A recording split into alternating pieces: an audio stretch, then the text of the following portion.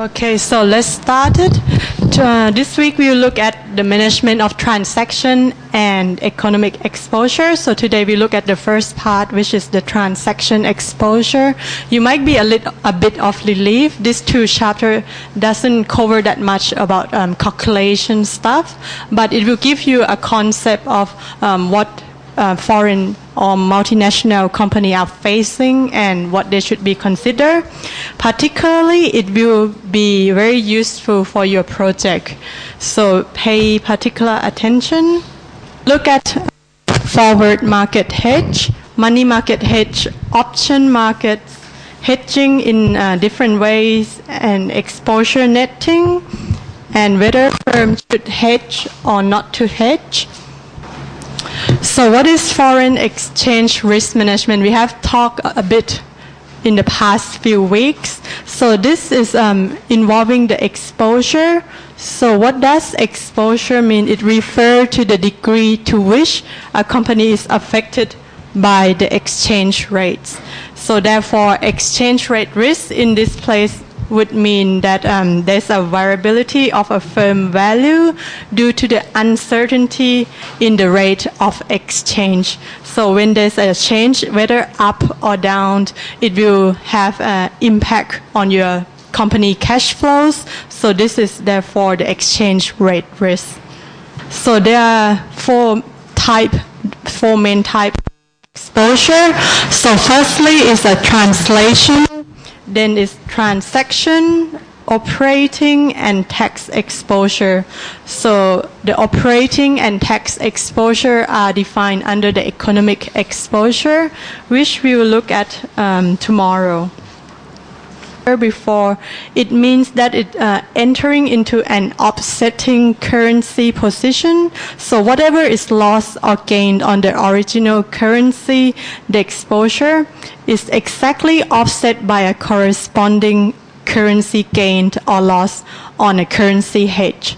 So they coordinate buying or selling of a currency to minimize the exchange rate risk. So this is what is meant by hedging. Transaction exposure. So this is the first type of exposure we look at. So it stems from the possibility of incurring the exchange gain or loss on a transaction you have already entered into and dominated in a foreign currency. For example, you are a company and you go to enter into a contract with a foreign firm, therefore you have a transaction exposure. So this could be in a real exchange gain or losses. There's a mixes of retrospective or prospective, and it is usually short-term in nature. And transaction exposure arises from the various types of transaction that require settlement in a foreign currency.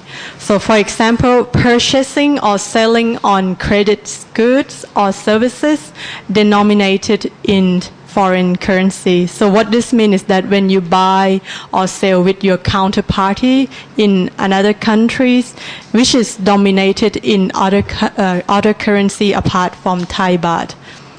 And another case is when you borrow or lend funds with repayment made in foreign currency. For example, you may borrow a firm in Vietnam, for example, in Vietnamese currency. So this means that you are exposed to a transaction exposure. And another one is when you acquire asset denominated in foreign currency. For example, you might decide to establish another factory in a foreign country. So therefore, in this case, you have an asset. Asset is a real estate asset denominated in that the currency where your factory is located. Sorry, it's in the lecture note, but it's on. I rearrange the page a bit. Okay, so the net transaction exposure. So this is measured currency by currency, and it is the difference between contractually fixed future cash inflow and cash outflow in each of the currency, and it represents the real gains and losses. So next type of exposure is operating exposure. So it arises because of the currency fluctuations. You remember what fluctuation mean? It moves up and down. So combined with the price level changes, the price level changes is when, for example, the price of your product change up or down. So this can change the amount of the riskiness the firm future revenues or cost is.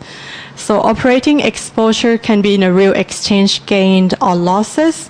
It's a prospective in nature, and as opposed to previous type of exposure, this operating exposure is long-term rather than short-term in nature.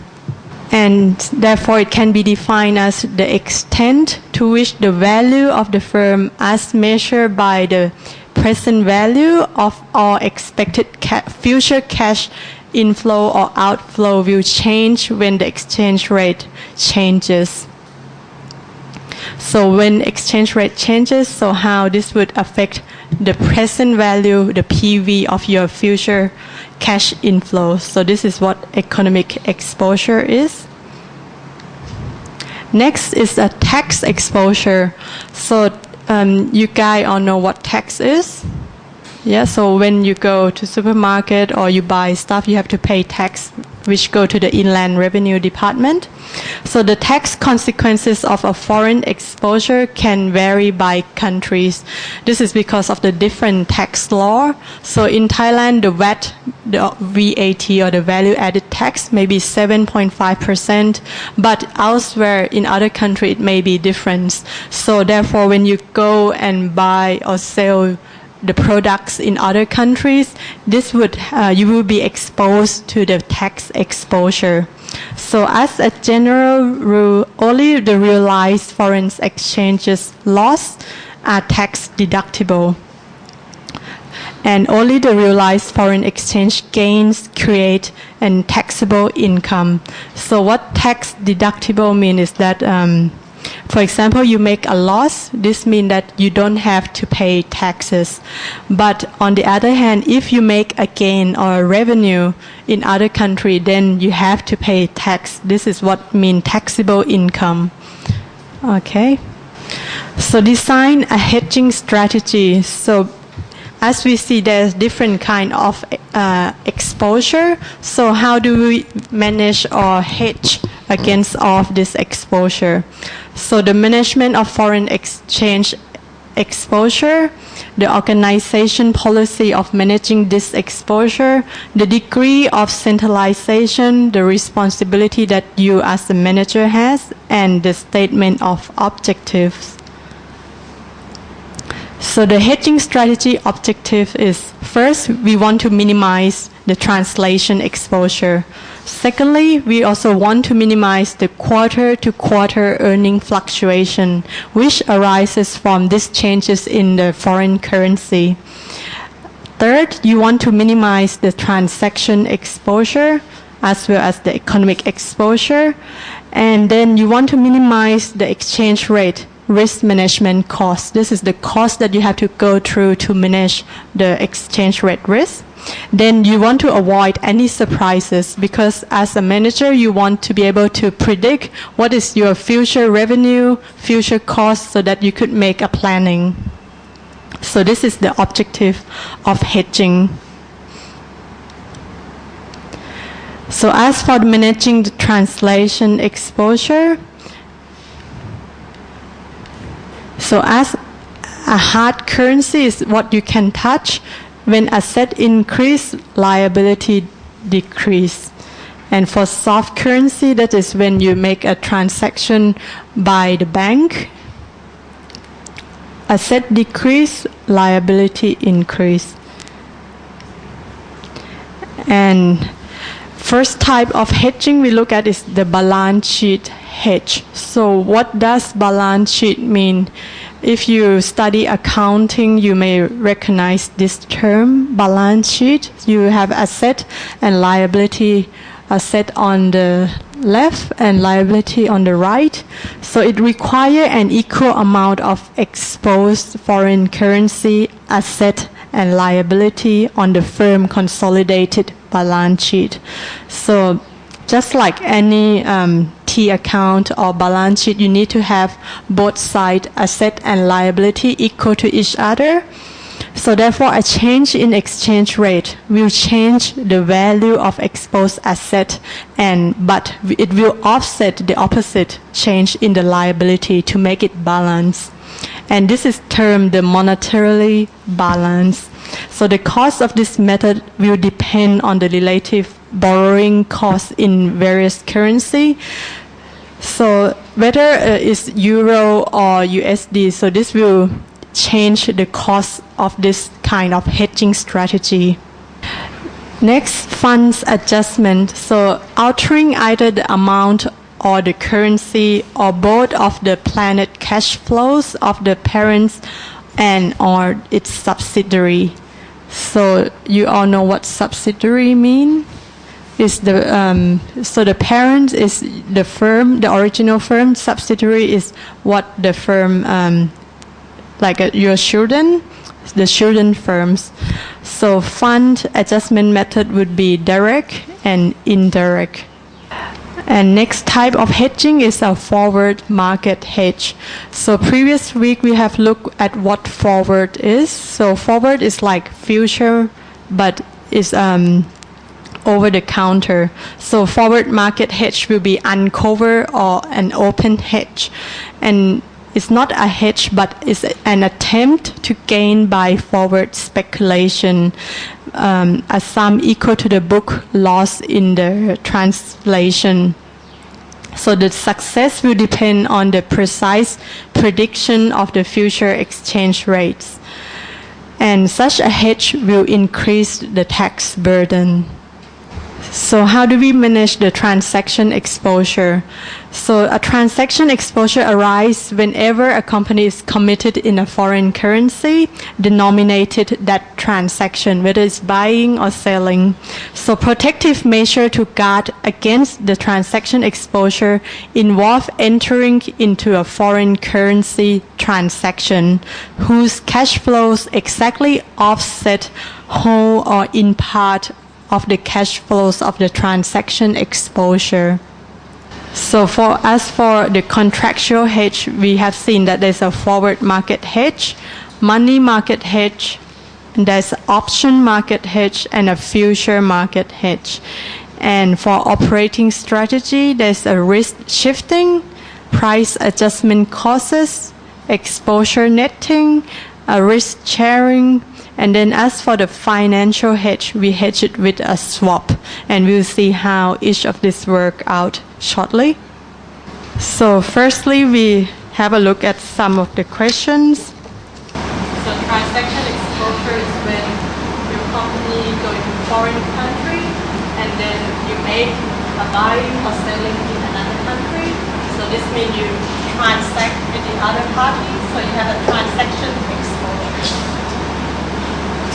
And how is it different from economic exposure? On the second slide, you see that economic exposure, operating,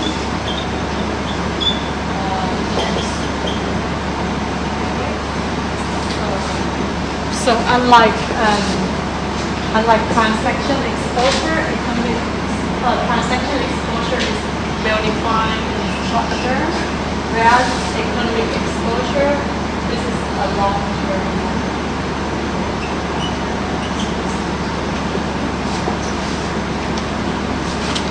Cross-currency hedge. Now we look at what if you are an importer.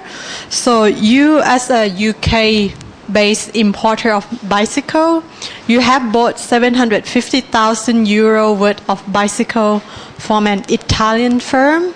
So UK and Italian. So the payment is in euro because you are buying from the Italian. And you have to pay this amount in 1 year time.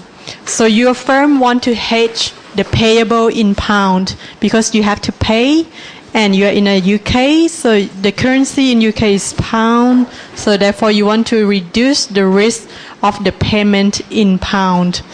So the current spot exchange rate is $2 per pound and $1.55 per euro.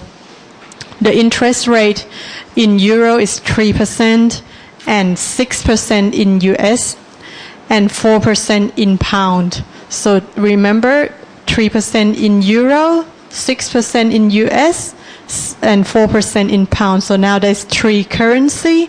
So all quoted as an APR, annual period return. So what should you do to redenominate this 1 year euro denominate payable into a pound denominate payable with a 1 year maturity? Okay, do you all understand what this means? So how do you redenominate it? Because now the payment should be in euro, but you are in UK which use pound, so you need to redenominate it into a pound payable in a 1 year maturity. So what you should do is that you should sell pound for the dollar at the spot exchange rates, and then you buy a euro because you need to pay to the Italian supplier. So this has to be buy at the spot exchange rate with the dollar USD invested in the eurozone for a 1 year time for 3%. And then all such that the future value of the investment you made would equal to the amount that you have to pay to the Italian supplier. So using the number we have, first we borrow 564,000 pounds at the pound interest rate of 4%. And then in step 2, you sell this pound for a US dollar because you wanted to convert into euro, but by using dollar in the middle. So then you receive 1.128 million USD. So then with this dollar, you then go and buy euro because you need to pay euro to the Italian supplier with the dollar you have received, which give you 728,000 pounds. So in the next step, you then invest this euro in the eurozone for 12 months at the 3% euro interest rates. So the future value of this investment would therefore equal to the amount that you have to pay to the Italian. And lastly, you repay your borrowing with so the present value of the euro that you need to pay the Italian supplier is 728,000 euro. This is because of the interest rate in the eurozone is 3%. Remember, you have to pay in 1 year time. So the dollar cost you for buying the present value of euro today is you take this euro amount, the PV of euro payable, multiplied it by the spot exchange rates of $1.55 per euro, and this will give you the dollar cost you to buy the present value of euro. And then the cost today in pound for you, because you are a UK importer, so the cost today in pound of the present value of the euro payable in 1 year would equal to the $1.1 million multiplied by the spot exchange rate between pound and dollar of 1.5. This will give you the cost it costs you today in pound for the present value of the euro payable, which is 564,000 pounds. And then the future value in pound for the cost in pound of being payable to the supplier in euro of 7,500,000 euro is equal to 586,000 pounds, because you take this amount multiplied it by 1.04, which is the interest rates that we see previously. Okay, let's look at it graphically. So your importer and then you borrow the spot exchange rate markets, deposited with the Italian bank, you pay to the supplier with the 750,000 euro in 1 year, and then they give you the bicycle, and then you pay back, then you repay back to the UK bank. Okay. So next is option.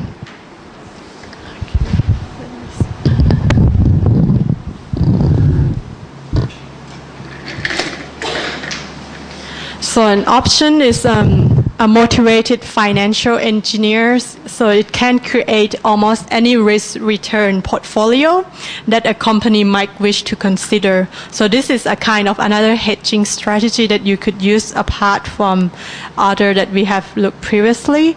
So an important consideration is when using options is the hedge ratios that we cover in the last chapter, that you may see that we have different hedge ratio, whether it's 1.5, how we calculate it. So without due consideration of these hedge ratios, the careless use of options can undo the attempt of hedging. So, the option might not be useful if you don't take into account the hedging ratios.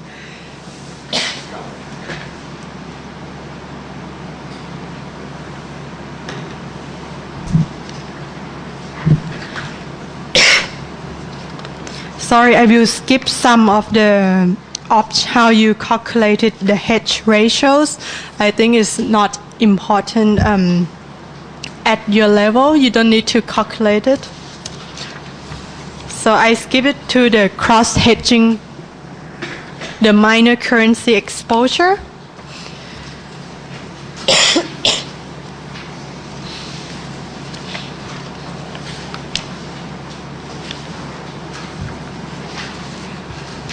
So as you know, the world major currencies US, Canadian dollar, British pound, euro, Swiss francs, Mexico peso, the Japanese yen, and now the Chinese renminbi.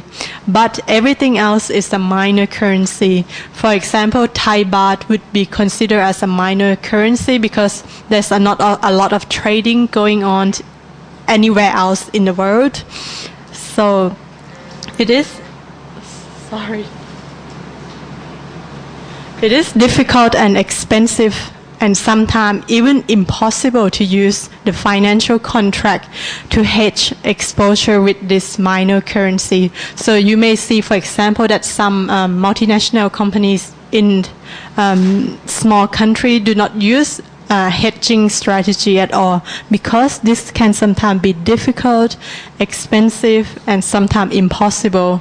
So when choosing the company in your project, you may need to consider whether the company that you choose is in this kind of situation. So you may not find that they hedge at all. So cross-hedging involves hedging a positions in one asset by taking a position in another asset. So the effectiveness of the cross-hedging will again depend upon how well the assets are correlated, whether they are highly correlated or weakly correlated. For example, would be a US importer with a liability in Swedish krona, so hedging with a long or short forward contracts on the euros. So if the krona is expensive when the euro is expensive, or even if the krona is cheap when the euro is expensive, it can be a good hedge because they are not very correlated, but they need to co-vary in a predictable way. So they need to, if you know what is correlation? Correlation is when one thing moves together with another. So in this case, the cross-hedging with the minor currency exposure will be a good hedge if you know or you know the directions of the currency. That is in the case of highly correlated situation, that is, it's predictable whether the US will go up, the euro will follow. So this is when this would become a good hedge with the minor currency.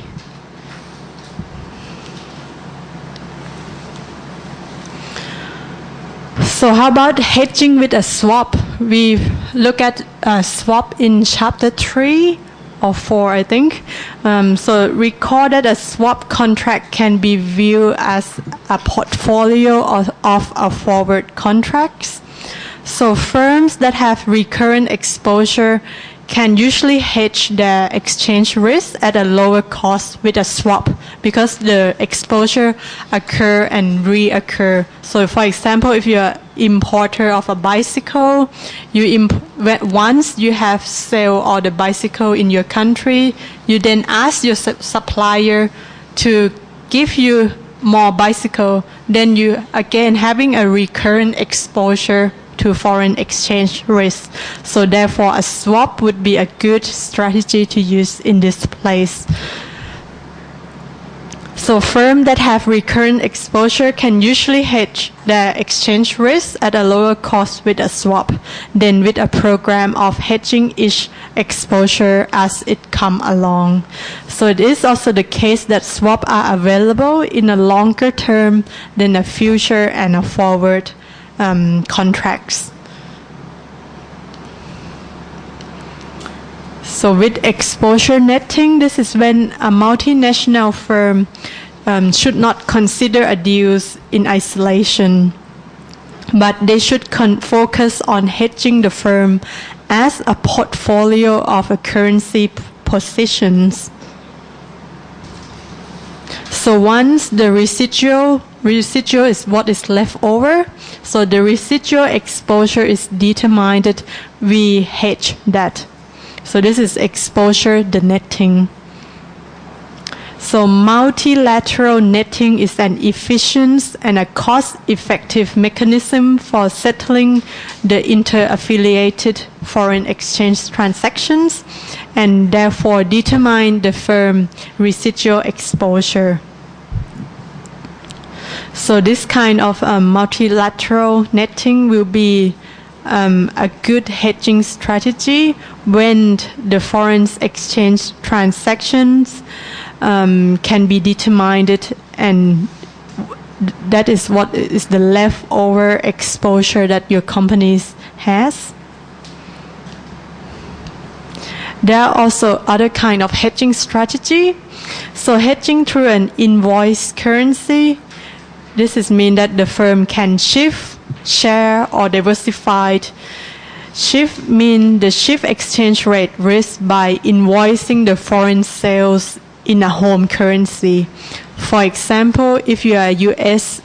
exporter, you export to Thailand, for example, and then you demand the Thai customer to pay in a USD. So this is what is meant by an invoice currency. So you invoice, you ask them to pay in your home currency. What is share exchange rate risk? So this is by prorating the currency of the invoice between foreign and home currency. So you may ask them to pay 50% in US and 50% in Thai baht. So this is how you share the risk with your customer. So you also can diversify the exchange rate risk by using a market-based index. So rather than home or your customer currency, you base on a market basket index. So this will be in the middle. So you diversified the risk between home and your customer currency. What is hedging by lead and lag? So if a currency is appreciating or it go up, so pay those bills denominated in that currency early, and then let your customer in that country pay late as long as they are paying in that currency as well. And if a currency is depreciating or it go down in value, so this gives the incentive to your customer who owe you in that currency to pay you earlier because it will benefit them. So you pay your obligation denominated in that currency as late as your contract will allow. So this is what is meant by lead and lag.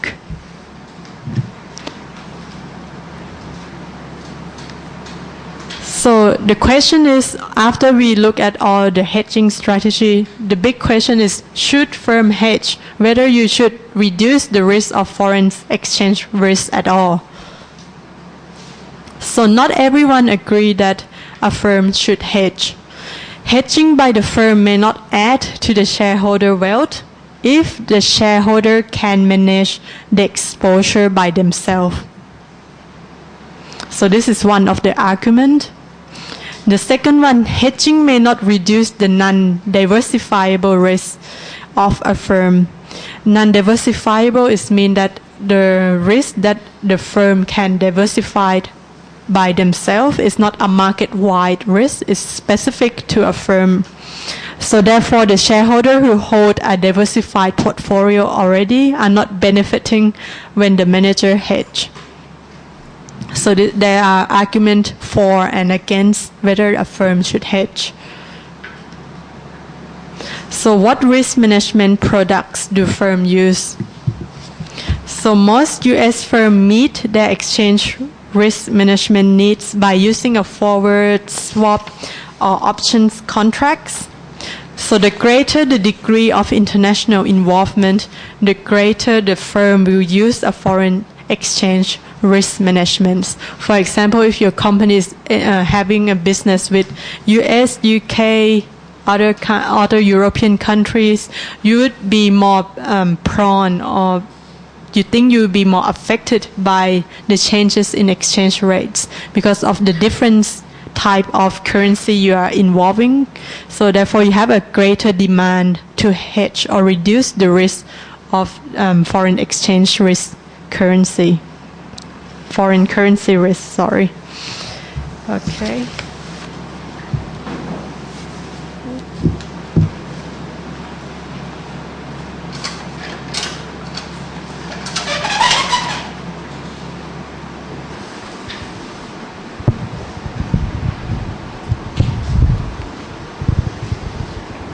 Okay, so we have looked at different kind of currency hedging. So this is from Kasikon K-Bank website. So they say that there's a different kind of strategy that you could use to reduce the risk of foreign currency risk. So firstly, we'll look at เอาเป็นภาษาไทยแล้วกันนะคะง่ายกว่าก็เขาก็บอกว่าจะทำยังไงถ้าจะจัดการความเสี่ยงป้องกันความเสี่ยงจากอัตราแลกเปลี่ยนถ้าเกิดว่าเราทำธุรกิจกับบริษัทข้ามชาติอื่นๆซึ่งก็ currency hedge หรือว่าการป้องกันความเสี่ยงนี้สามารถทำได้โดยการทำคำสั่งซื้อหรือขายในทางตรงกันข้าม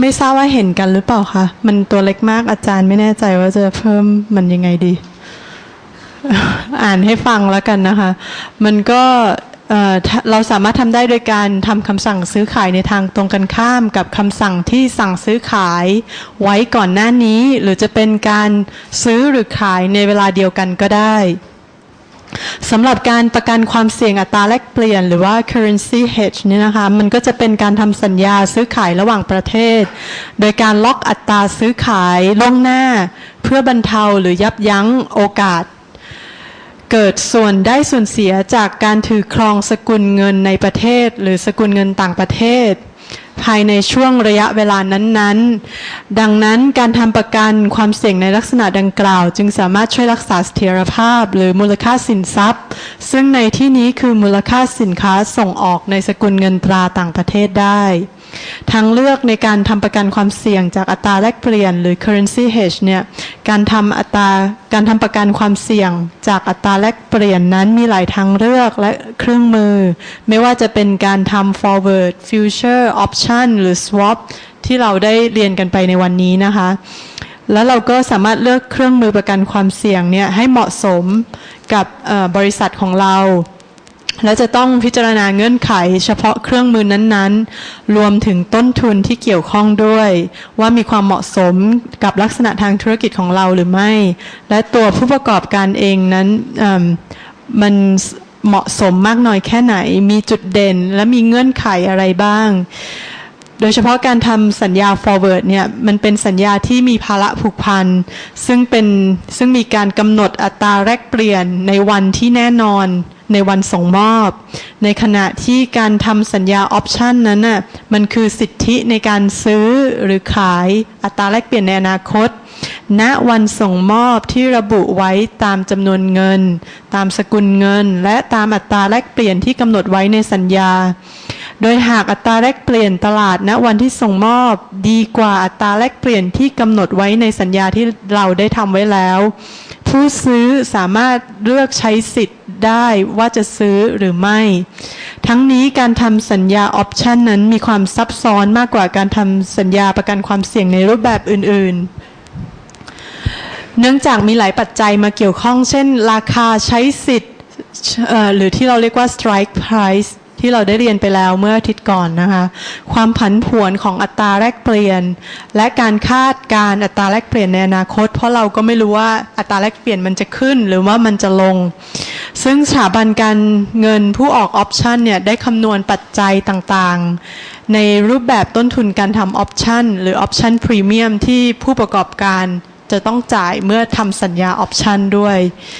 ส่วนการทำสัญญา swap มันเป็นสัญญาซื้อขายต่างประเทศจำนวนหนึ่งพร้อมกันณวันทำสัญญาโดยทำธุรกรรมด้านหนึ่งเช่นซื้อเงินตราต่างประเทศณเวลาหนึ่งไปพร้อมๆกับการทำธุรกรรมด้านตรงกันข้ามที่เราเมื่อกี้เราเห็นแล้วว่าเราต้องทำ offsetting position นะคะเช่นการขายเงินตราต่างประเทศณอีกเวลาหนึ่งโดยกำหนดอัตราแลกเปลี่ยนของทั้งสองธุรกรรมไว้คงที่ตั้งแต่วันทำสัญญาซึ่งการทำ swap เนี่ยจะเหมาะสมกับธุรกิจที่มีทั้งรายรับและรายจ่ายเป็นสกุลเงินต่างประเทศโดยมีเวลาส่งมอบที่ต่างกันเพราะฉะนั้นก็คือ swap คือการแลกเปลี่ยนส่วนการทำสัญญา future คือการซื้อขายสัญญาที่มีลักษณะหรือเงื่อนไขที่เหมือนกันในตลาดล่วงหน้าหรือใน Future Market ที่เราดูวิดีโอไปเมื่อครั้งที่แล้วนะคะซึ่งในประเทศไทย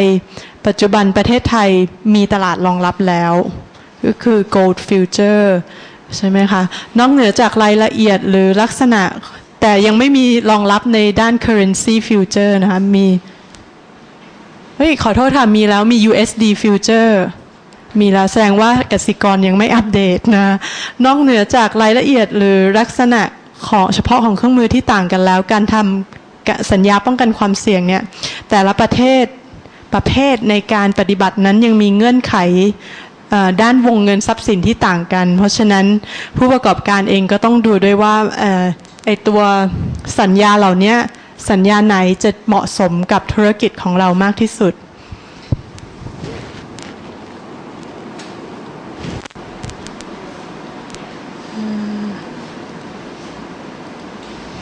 ส่วนผลิตภัณฑ์ที่ธนาคารต่างๆให้บริการนะคะในด้านการบริหารจัดการความเสี่ยงทางการเงินก็จะมีทั้งforward foreign exchange forward foreign exchange option swap ที่เราได้เรียนกันวันนี้นะคะนอกเหนือจากนั้นก็ยังมี interest rate swap ด้วยหรือว่า IRS คือบริการธุรกรรมแลกเปลี่ยนอัตราดอกเบี้ยระหว่างประเทศแล้วก็จะมีบริการผลิตภัณฑ์เพื่อความเสี่ยงของอัตราดอกเบี้ยและหรือเงินสกุลเงินต้นสกุลต่างๆหรือว่า cross currency swap ซึ่งอันนี้เรายังไม่ได้ cover ใน lecture นะคะมันก็จะมีความต่างกันในด้านผลิตภัณฑ์แล้วแต่ว่าเราจะบริษัทเราเป็นยังไง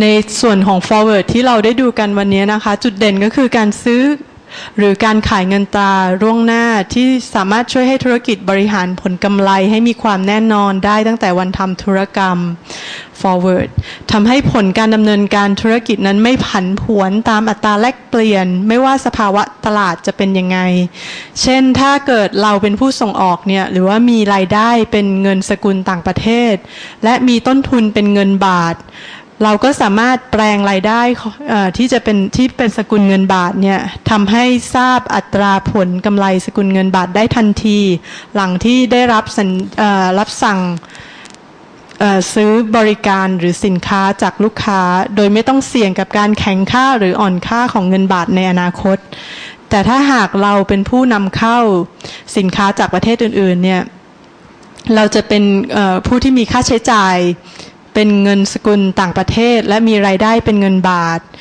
เราก็เปลี่ยนแปลงค่าใช้จ่ายสกุลเงินบาทเนี่ยทำให้ทราบอัตรากำไรในสกุลเงินบาทได้ทันทีเหมือนกันหลังจากที่มีคำสั่งซื้อหรือขายบริการนั้นจากลูกค้าแล้วเราก็ไม่ต้องเสี่ยงกับการอ่อนค่าของเงินบาทในอนาคตเพราะว่าเราเป็นผู้นำเข้านะคะส่วนข้อจำกัดของ forward contract คือเป็นสัญญาที่มีภาระผูกพันและเมื่อถึงวันส่งมอบแม้อัตราแลกเปลี่ยนตลาดจะดีกว่าอัตราที่เรากำหนดไว้ในสัญญานั้นเราก็ไม่สามารถเลือกใช้อัตราแลกเปลี่ยนตลาดได้ซึ่งอาจทำให้เสียโอกาสกับราคาตลาดที่ดีกว่าเพราะฉะนั้นมันก็มีทั้งข้อดีและข้อเสียข้อดีก็คือว่าถ้าเกิดเราทำไปแล้วเราก็จะรู้ว่าเราไม่ต้องเสี่ยงกับการที่เงินบาทจะแข็งค่าถ้าเราเป็นผู้ส่งออกหรือเงินบาทจะอ่อนค่าถ้าเราเป็นผู้นำเข้าแต่อีกในทางกลับกันมันก็มีข้อเสียเพราะว่าถ้าเกิดอัตราแลกเปลี่ยนเนี่ยมันดีกว่าเราก็จะไม่สามารถ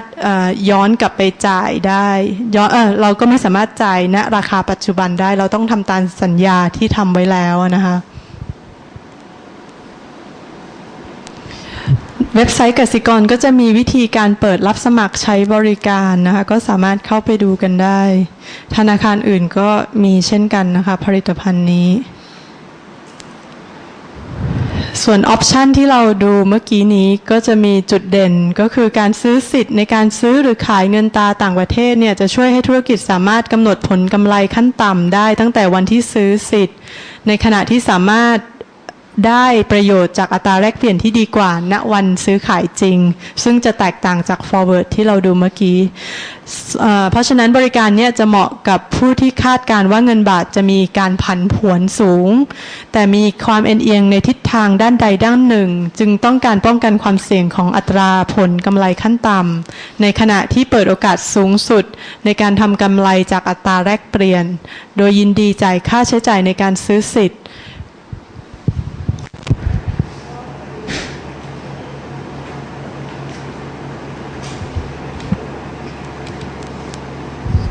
แล้วก็จะมี swap ที่เมื่อกี้เราดูอันสุดท้ายก็คือจะ swap เนี่ยช่วยให้ธุรกิจสามารถบริหารเงินสดและความเสี่ยงจากรายได้และค่าใช้จ่ายเงินตราประเทศอื่นๆได้ดีขึ้นเหมาะกับธุรกิจที่มีรายรับรายจ่ายเป็นสกุลต่างประเทศโดยมีเวลาและการส่งมอบที่ต่างกันก็เข้าไปอ่านกันได้นะคะเพื่อทำความเข้าใจในภาษาไทย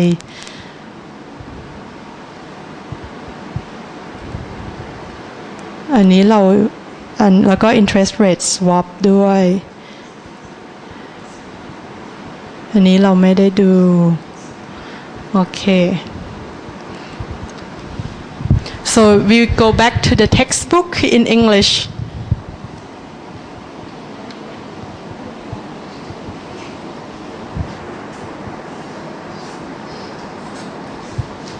this is from page 206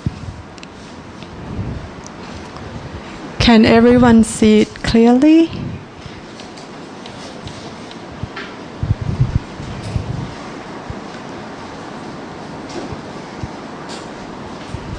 Okay, so we will look at some of the example. This will be a very good example for your project. So you see that why some companies do hedging in a certain ways, and you'll be able to critique whether it's a good or a bad strategy. So, for example, this example go through quite a number of firms who use different kind of hedging strategy.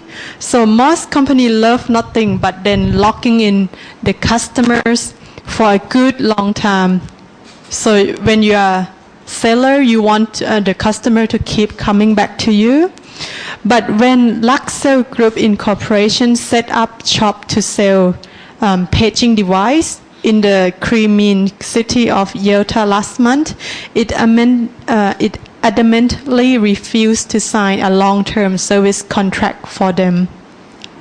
So with the local currency in the former Soviet Union sprawling downward, this means that the currency depreciated in value. There was nothing that Luxel want less than a customer boasting a 3-year contract. So instead, the 30-employee company based in the Palamas, New Jersey, which is in the U.S., limit the ruble-denominated service pack to 3 months. So instead of giving the customer a long-term contract, they only limit it to a 3-month contract. So why is that? So as a small and mid-sized company, so this is a SME companies, they have an increased operation abroad, and they are busy honing technique to protect themselves against the falling foreign currency. The task is rapidly gaining urgency. So as they go out and sell their product abroad, they begin to worry that the foreign exchange will go up or down against them. And this has a cause concern for their management. So in the recent year, the monetary turmoil in Europe has exposed the American company operating there to greater foreign exchange risk than they originally faced. So while the violent currency swing may be unlikely, the American business can count on continued volatilities because of the European country have agreed to allow far more fluctuation in their exchange rates. So as you know that now that the American company that exporting to the European country begin to worry whether the euro will go up or down against them. So in this case, the losses from the plunging currency. So when the currency depreciated in value, this create a loss for the exporter, U.S. exporter. So meanwhile, currency plunged in value in the former Soviet Union, Brazil, and elsewhere. It all means that fortune can be lost by holding the wrong currency at the wrong time. So we are just as worried as the big companies, says the Mitchell Reback, Director of Finance for Neutrogena Corporation. This is a 700-employee Los Angeles concern that derive 25% of their revenues from overseas. So if you go to supermarket, you will see its product, Neutrogena. So even a big company like Neutrogena, they're also worrying that the product that they sell outside the U.S. will cause an impact on their revenue with the changes in the foreign currency. So the most common danger is that the local currency may lose value between a sales close in a local currency and a payment of the bill. So what this means is that when the local currency can lose value between when the sales happen and when the customer pay back the money. So the American business owner could end up with a currency worth much less in dollar than anticipated. So this means that it will decrease in revenues. So for company that can get away with it, the preferred way is to bill in dollar and to let the customer bear the brunt of shifting exchange rates. So as we see before previously, the different technique that they use. So if you are a U.S. company, you therefore invoice the customer in USD. So you want your customer to repay you in your home currency. So you may see in your projects whether the company that you're analyzing, whether they ask the customer to repay in their home currency or in other currency. So this is maybe their hedging strategy. So if you have a strong marketing position, you can play the hardball games of saying, I want to be paid in my own currency. Say Robert Bush, the controller of Velcro Technology. So for big company, they're able to demand their customer whether is the currency that they want to be repaid is in their home currency. But for those small company, this is not the case. So European customers sometimes balk at paying dollars, say Mr. Bush. But we say, I'm sorry, this is the way we do it. And obviously, we could lose some sales, but it's billing in dollar take a tremendous worry off your shoulder, off our shoulders. So as you could see, they say the U.S. company are saying that by invoicing the customer in the U.S., this can reduce the foreign exchange risk that they have. And Velcro market dominance also allow it to eliminate currency fluctuation risk connecting to its inventory. So by doing so, it also remove the the fluctuation in the exchange rate risk concerning the inventory, what they buy and sell to use in their productions. So some manufacturer purchase the raw material in one currency and sell the proceed from in another. So for example, if you are Thai Toyota, so you buy the raw material elsewhere, for example in Myanmar, and then use it to produce a Toyota car in Thailand and sell it elsewhere in the US in the USD form. So this is how they manage their foreign currency fluctuation. So if the currency fluctuation suddenly make material more expensive, the manufacturer must pass on the higher cost to the customer or swallow it. So what they mean is that whether it's the decision of the company to make whether they will absorb the cost of the currency changes or they will pass on this cost to the customer. So to avoid this trap, many companies try to buy the raw material in the country where they sell the finished goods or shift purchase to country with weakening currency. So there are options that they could make. So Velcro's own solution is to force the customer to supply its own raw materials. Again, some bulk. Faced with a recession in Europe causing slackening demand, Velcro acquires in cases involving the long-standing customer, the controller says. So you can then analyze in your projects whether how the company is passing on the cost of this currency risk to the customer or they are absorbing with their own, by their own. Okay, so for the short term of payment, Circon Corporation of Santa Barbara, California in US again, the maker of the medical endoscope and video system, they collect dollar for about 50% of its European sales if the company can't get payment in the greenbacks. So greenback is another word for the USD. They also call it the greenback. It tries to minimize the risk by negotiating a very short-term payment. Sorry.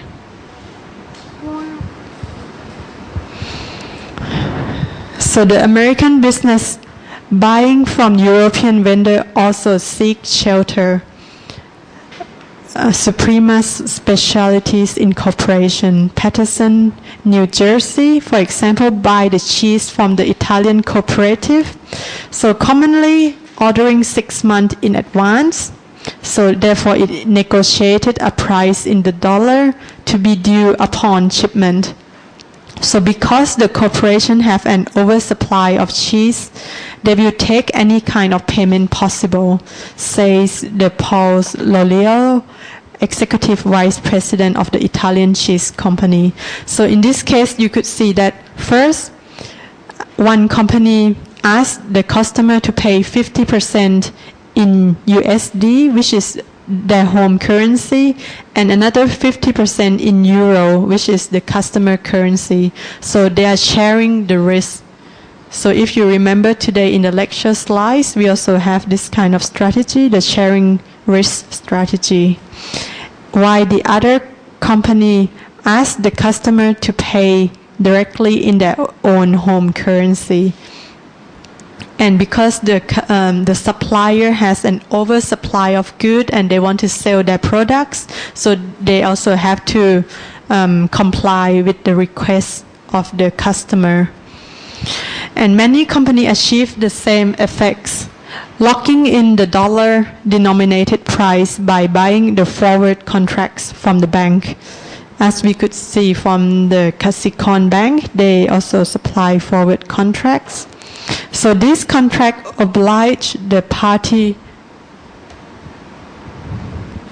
to exchange one currency for another at a future date and at a predetermined date rate.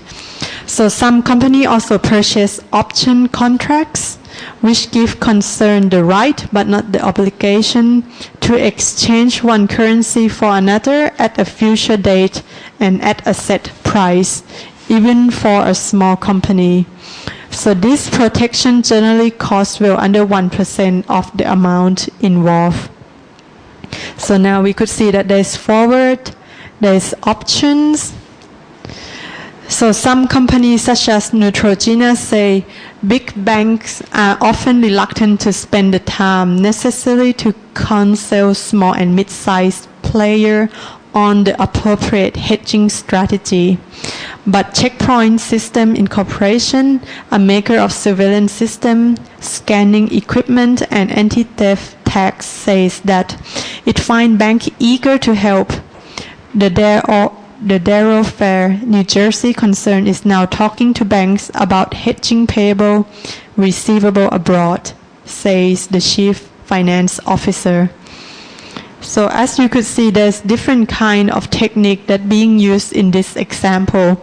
So therefore, I expect you to analyze your project which kind of strategy the firm use, and is there any other ways the firm could other approach the company could take.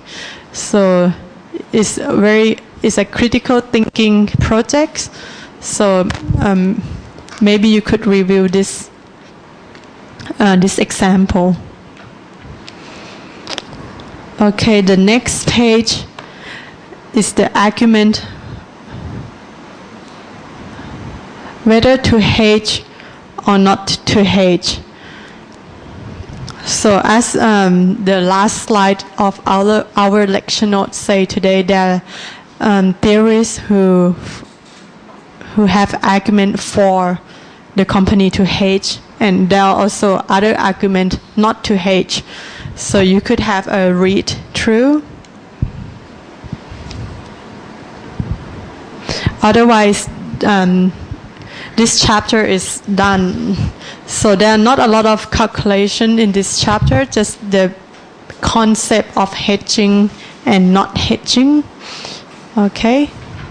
So hopefully you have all selected the firm that you are analyzing for your projects. Yeah. So do you see some of the strategy that they use? So make sure you select the one that is hedging so that you have something to say rather than those firms that do not hedge.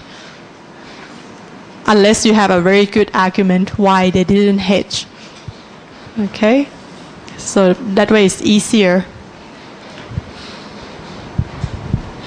So any question, just come up and let me know. And I will try to mark your test right away. So you know what's the result.